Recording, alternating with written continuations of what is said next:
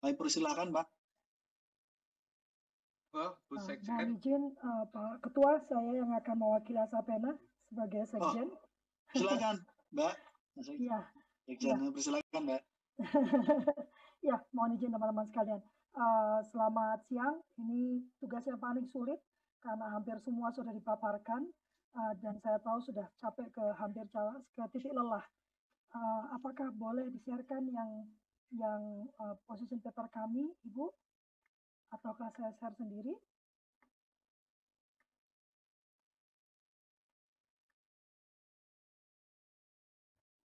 Ataukah saya boleh share sendiri? Oh, boleh. Oke.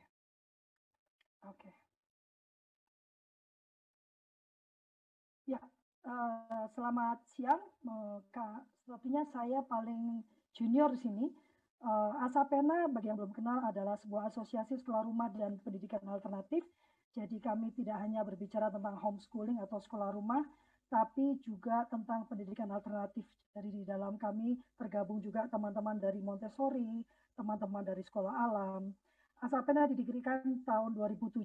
Ketua kami sampai hari ini adalah Kak Seto. Cuman hari ini beliau diminta mendampingi salah satu korban anak dengan masalah hukum.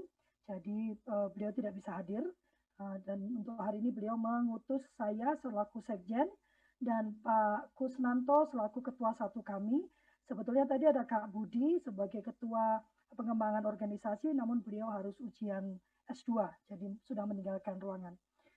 Saya akan mulai saja paparan pandangan kami terkait peta jalan pendidikan. Menurut pandangan kami, pandemi ini sudah benar-benar menelanjangi sistem pendidikan kita. Sudah tampak bahwa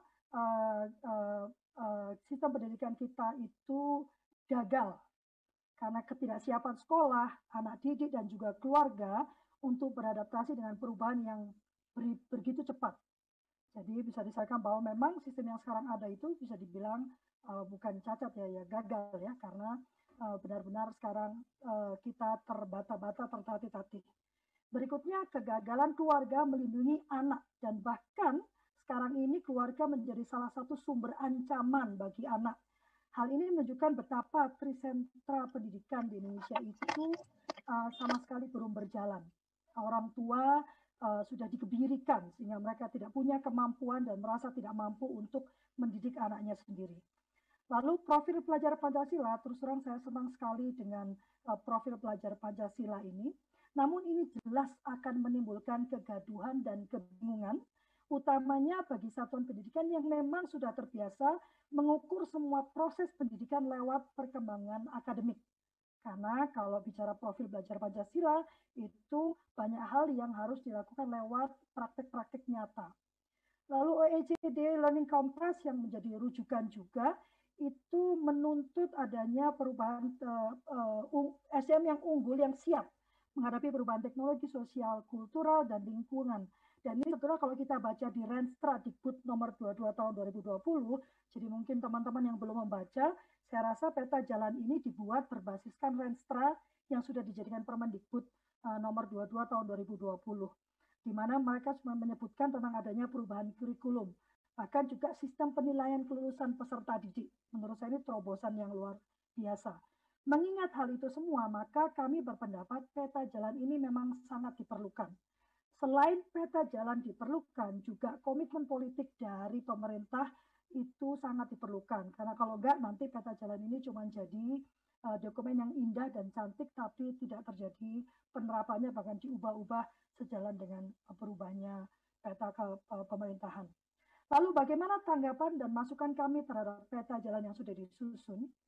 Menurut pandangan kami, peta jalan yang dibuat pemerintah itu banyak berbicara tentang persekolahan atau dalam kurung formal dan tidak menyebutkan sama sekali jalur pendidikan formal yang sejatinya telah menjalankan rencana-rencana yang tertuang di Permendikbud 22 tahun 2020.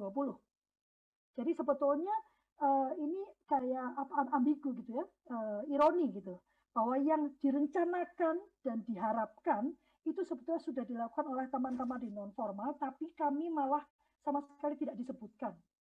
ada baiknya 3 jalur tersebut tetap diwakilkan sejak awal, mulai dari proses penurunan pemikiran mengapa peta jalan ini dibuat, dilihat dari segala alasan pembuatannya. Sebaiknya 3 jalur ini diwakilkan, formal, non formal, dan informal. Karena memang ada di peta jalan, kalau teman-teman baca, ada rencana untuk melakukan perubahan Undang-Undang Sistem Pendidikan Nasional. Namun sampai hari ini 3 jalur itu masih diakui. Lalu mengapa non formal masih dibutuhkan? Mengapa kita tidak bisa bersatu dalam formal saja semua? Karena pendidikan ini kan tujuan utamanya itu sebetulnya kalau tadi saya mendengar tentang teman-teman yang di pendidikan anak yang di disabilitas gitu kan, lalu di kursus, ini kan bukan bicara tentang semua untuk sekolah gitu. Jadi satu sekolah yang kayak supermarket semuanya ada. Jadi semua bisa di sana. Tapi kan ini adalah pendidikan untuk semua sesuai dengan target development goals itu ya, SDGs, bahwa adalah pendidikan untuk semua atau education for all. Sehingga kita harus tahu bahwa bentuk pendidikan formal yang ada sekarang itu memang tidak bisa memenuhi kebutuhan dan keunikan anak. Dan itu bukan salah mereka, adalah tidak mungkin kita memenuhi semua kebutuhan di satu tempat. Sehingga diperlukan ada bentuk pendidikan lain. Nah, ini tadi berkali-kali saya mendengar cerita, bahkan ada yang mengatakan bahwa jadi anak-anak yang sudah drop out, yang sudah ini memang pandangan yang sampai sekarang terjadi, bahwa non formal itu dianggap sebagai tumpahannya formal. Jadi anak-anak yang tidak mampu ada di formal, tidak mampu ya, yang tidak mampu ada di formal, yang dianggap tidak layak berada di formal, itu dimasukkan ke non formal. Bapak, Ibu, dan Saudara, sekarang sudah terjadi perubahan paradigma itu. Non-formal itu bukan tumpahan, tapi sudah menjadi pilihan atas dasar pilihan setara atas dasar kebutuhan dan keunikan peserta didik. Jadi bukan karena tidak layak atau tidak mampu, tapi memang bukan di situ tempatnya.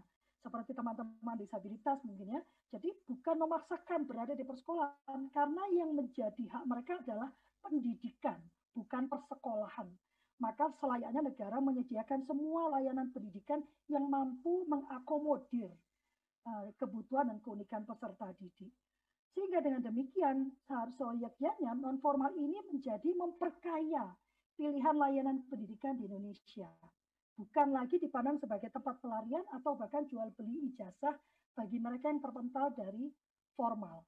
Keberadaan non formal yang lebih merdeka menghasilkan inovasi luar biasa. Misalnya, kita sudah punya setara daring yang bahkan ini disiapkan sebelum terjadi pandemi. Karena kita lebih merdeka, lebih luas ya dalam penerapannya. Ada juga komunitas sekolah rumah yang fokus pada keterampilan atau wirausaha. Ada sekolah rumah dan non formal juga banyak menghasilkan atlet, seniman, dan pengusaha muda yang terus belajar. Jadi bukan mengabaikan pemahaman akademik, tapi dia terus belajar dengan tetap berada pada pilihan yang dia inginkan. Dengan tidak terpetakannya non formal di dalam Renstra dan juga di peta jalan, maka ditakutkan proses pembinaan, karena kami juga ditanya bagaimana dampaknya dengan pembinaan, maka ditakutkan pembinaannya malah akan membawa kemunduran bagi non formal.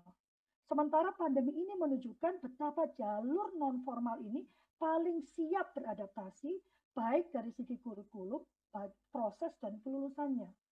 Saat ini paradigma pendidikannya masih konvensional, sehingga non formal seringkali dibebani tugas yang membuat inovasi pendidikan itu, inovasi akademiknya terpasung oleh waktu. Jadi jangan sampai yang sudah maju ke depan ditarik lagi ke belakang karena paradigma pendidikan yang masih tetap sama. Bagaimana kemudian pelaksanaan pendidikan informal dan non formal selama ini, dan konsekuensi adanya peta jalan pendidikan, ini non formal dan informal sebetulnya ya, salah ketik teman-teman di ini. Non formal dalam hal ini PKBM dan sekolah rumah sudah menerapkan kurikulum yang disesuaikan dengan kebutuhan dan kondisi peserta didik. Meski kami terus dipertanyakan kualitas hasil proses belajarnya, namun non formal tetap mengedepankan pemenuhan hak anak atas kebutuhan unik mereka. Kalau teman-teman baca di peta jalan, ini menjadi tujuan. Goalnya adalah kurikulum yang fleksibel. Sudah kami lakukan. Non formal juga sangat memperhatikan keberlanjutan peserta didik di lapangan pekerjaan. Kalau dibaca tadi di peta jalan pendidikannya ada keberlanjutan dari sekolah menuju ke lapangan pekerjaan. Dan itu sudah kami lakukan. Pendidikan vokasi di non formal itu menjadi bagian integral. Jadi bukan sebuah kemewahan, tapi sudah menjadi bagian integral dari proses belajar non formal. Bahkan beberapa satuan pendidikan itu menjalin kerjasama dengan dunia usaha untuk program magang. Jadi sudah kami lakukan. Anak-anak di tempat non formal atau sekolah rumah benar-benar disiapkan untuk menguasai bidang kerja yang menjadi minat mereka. Jadi sejak SMP anak-anak sudah diajak untuk memetakan minat mereka dan diberikan pelatihan supaya keminatan mereka itu tercapai dan menjadi lebih baik. Pendidikan non formal atau sekolah rumah memang sejak awal sudah melibatkan orang tua. Karena sejatinya sekolah rumah seperti yang dituangkan dalam Permendikbud 129 tahun 2014, sekolah rumah itu proses layanan pendidikan yang secara sadar dan terencana dilakukan oleh orang tua atau keluarga. Bisa dilakukan di rumah atau di tempat-tempat lain dalam bentuk tunggal, majemuk, dan komunitas. Dengan demikian sebenarnya di non formal di sekolah rumah, tujuan peta jalan pendidikan yang menyatakan semua stakeholder ini adalah sifatnya terbuka sehingga semua stakeholder bisa ikut bekerjasama di non formal atau sekolah rumah itu sudah kami lakukan. Pelaksanaan trisentra pendidikan sangat nyata di bentuk komunitas ini. Sejak awal juga para orang tua sudah memilih melakukan pendidikan non formal dengan metode sekolah rumah karena mereka memiliki tujuan dan visi pendidikan yang berbeda dari persekolahan. Jadi bukan karena mereka terpental atau tidak diterima, tapi mereka secara sadar memilih melakukan pendidikan di jalur non formal dengan metode sekolah rumah karena tujuan dan visinya berbeda. Para orang tua ini melihat bahwa kemandirian, karakter, kemampuan berpikir kritis dan juga rasa kemanusiaan itu lebih penting dari sekedar pencapaian akademik. Tadi Bunda Neti menyatakan dengan tepat bahwa ini memang kait-mengkait. Tidak bisa dia berpikir kritis kalau tidak punya dasar-dasar landasan akademik, gitu kan? Karakter tidak bisa terbentuk kalau tidak punya spiritualitas yang baik, gitu. Cuman yang sekarang kan semuanya berfokus pada pencapaian akademik, yang lainnya mengikut. Padahal ini sebetulnya punya kepentingan yang sama. Karena itu ini sebetulnya sudah bicara tentang profil pelajar Pancasila. Jadi kami mengejarnya profil pelajar, bukan ketuntasan akademik. Karena itu komunitas melengkapi diri dengan materi dan kegiatan yang bertujuan untuk membangun hal-hal tersebut. Komunitas sekolah rumah disiapkan untuk menjadi sebuah lingkungan yang ramah anak. Lingkungan ini tidak selalu mewah, namun memberi ruang interaksi harmonis dan akrab antara sesama juga pendidik. Kalau teman-teman lihat setting sekolah di PJP, di pendidikan peta jalan pendidikan, bukan pendidikan jarak jauh ya, tapi peta jalan pendidikan, itu kelihatan kan bagaimana setting kelasnya berbeda, dan itu sudah kami kerjakan. Relasi antara pendidik dan peserta didik terjadi sangat akrab. Di beberapa komunitas orang tua bahkan dilibatkan dalam proses pendidikan. Mereka diberi ruang untuk membagikan kemampuan dan keterampilan mereka. Hal ini mendorong kedekatan keluarga.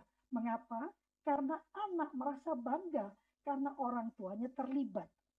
Demikian juga relasi antara pendidik dan orang tua menjadi harmonis karena mereka memahami apa yang dilakukan, menyepakati dan bahkan ambil bagian di dalamnya. Jadi mereka paham apa yang dilakukan oleh para pendidik atau fasilitator. Orang tua dan anak di beberapa komunitas dilibatkan secara aktif dalam perencanaan pembelajaran mereka. Dengan waktu berkomunitas 3 kali seminggu masing-masing selama maksimal 4 jam, hal ini memberi ruang cukup bagi peserta didik dan keluarga untuk berinteraksi dan juga melakukan eksplorasi minat dan bakat mereka. Sebagian komunitas memulai proses pembelajaran dengan terlebih dulu melakukan pengecekan minat dan bakat anak agar dapat mengarahkan anak spesifik ke arah minat dan bakatnya. Dengan demikian, pembelajaran jadi lebih bermakna dan kontekstual dengan hidup anak. Pendidikan non-formal atau sekolah rumah sudah menggunakan beragam metode assessment. Tidak hanya penilaian angka, namun lebih pada portofolio. Semua kegiatan anak di luar kegiatan akademik dihargai dan diperhitungkan sebagai kegiatan belajar. Hanya sayangnya, seringkali komunitas diminta mengikuti standar kaku yang ditetapkan pemerintah. Proses AKM yang fokusnya pada literasi dan numerasi serta menyasar pada kemampuan berpikir tingkat tinggi atau high order thinking sebenarnya sudah menjadi tema besar bagi kami di komunitas sekolah rumah. Hanya saja bentuk ujian yang dimintakan dan penilaian yang selama ini dilakukan tetap masih diminta berfokus pada kemampuan menjawab dan belum pada kemampuan bernalar. Non-formal atau sekolah rumah dari kesimpulannya sudah menjalankan sebagian besar dari rencana yang dibuatkan oleh Kemendikbud. Jadi yang diharapkan oleh peta jalan pendidikan kami sudah mengerjakan. Namun sayang sekali dan menjadi ironis apabila kami kemudian tidak diakomodir, bahkan tidak disebutkan. Sehingga terkesan semua jalur pendidikan itu masih belum menjalankan konsep Merdeka Belajar tersebut. Menurut pandangan kami, pelaksanaan peta jalan ini akan lebih mudah apabila non-formal atau sekolah rumah diberi ruang dan kesempatan untuk berbagi dan menunjukkan praktik baik kami.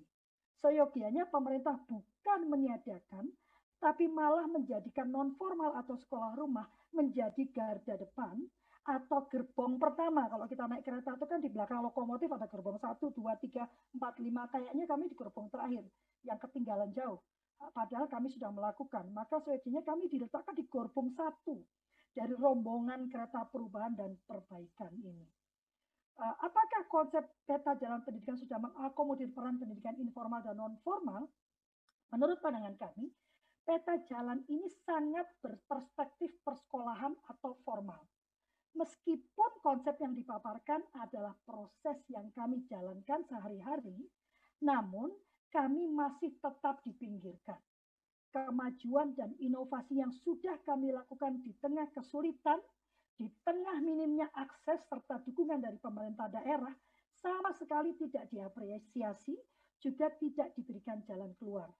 Meski telah disebutkan tentang pemakaian fasilitas bersama, yang menurut kami itu merupakan jawaban tepat bagi efisiensi pemanfaatan sarana dan prasarana milik negara, namun peta jalan tidak dituliskan atau tidak diakomodir keberadaan jalur pendidikan non-formal ini.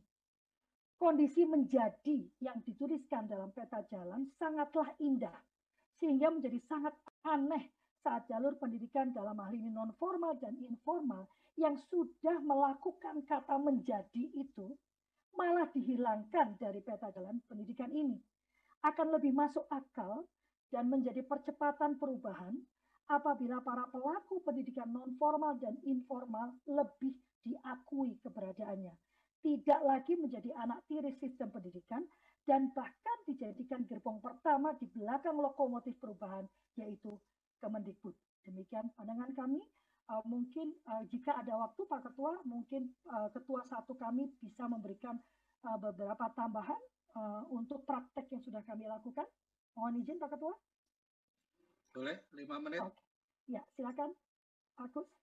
Oke, terima kasih. Assalamualaikum warahmatullahi wabarakatuh. Ini langsung saja Pak Ketua, terima kasih ya. Artinya peta pendidikan ini sesungguhnya merupakan solusi jawaban arah pendidikan kita yang selama ini nggak jelas ya, nggak jelas. Ini yang diperlukan adalah pertama konsistensi, komitmen, dan perlunya komprehensif ya.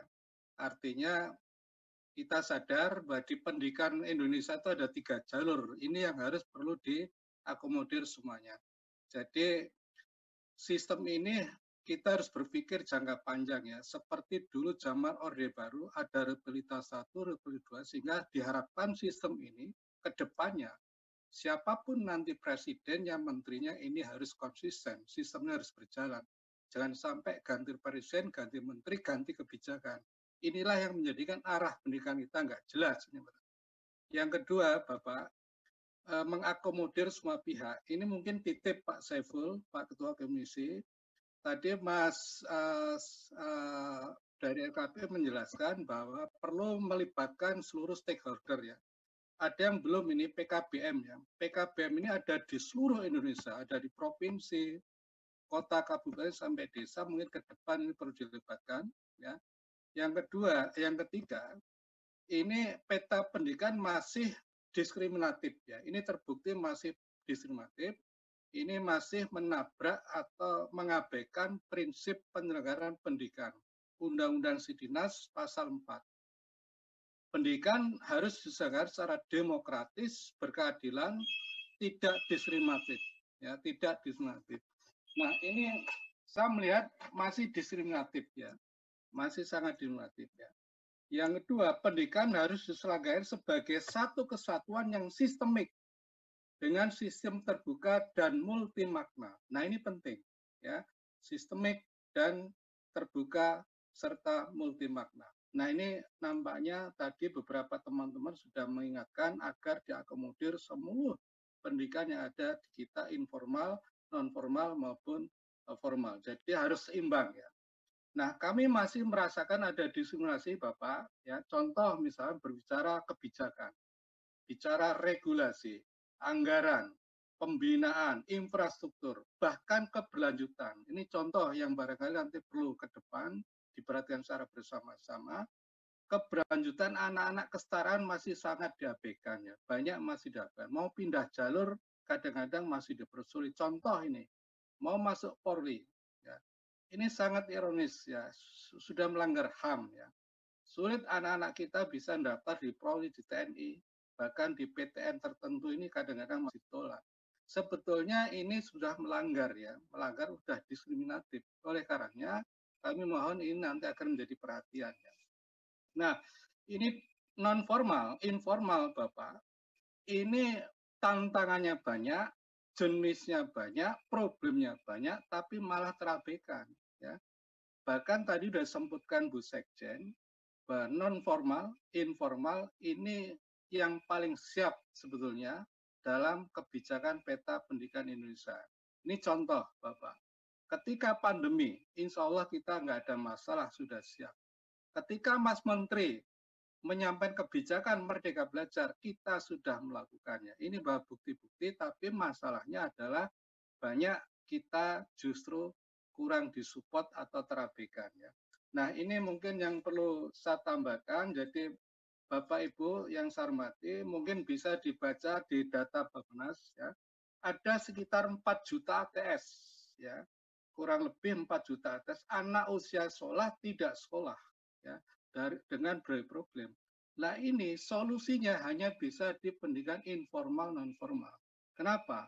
Sulit sekolah formal mengakomodir anak-anak putus sekolah ya, sehingga solusinya tentu ada di informal dan nah, maka oleh karenanya mohon nanti betul-betul di peta jalan seluruh pendidikan informal, non formal dan formal harus disusun secara berimbang. Oleh karenanya Pak Ketua Komisi mohon ini dikaji kembali, jangan tergesa-gesa, kita duduk bersama, libatkan semua stakeholder, ya semua yang terlibat, karena jangan sampai kebijakan tidak tepat sasaran, tidak tepat problem. Ya, termasuk para penggiat, pelaku, bahkan anak-anak sekolah, didengar suaranya, apa yang diingin oleh mereka, supaya nanti seluruh kebijakan yang disusun oleh pemerintah tentu sudah mengakomodir semua lapisan masyarakat ya. Inilah yang barangkali perlu saya tambahkan, sehingga pendidikan yang ideal ke depan mesti pendidikan yang fleksibel, pendidikan yang customized ya, dan yang betul-betul sesuai dengan bisa menangkap arah kebijakan negara dan bangsa. Ini tambahan dari saya, kurang lebihnya terima kasih. Billahi taufiq wal hidayah. Wassalamualaikum warahmatullahi wabarakatuh. Waalaikumsalam. Terima kasih Mbak Sekjen Asafena, Pak Kusnanto atas masukannya.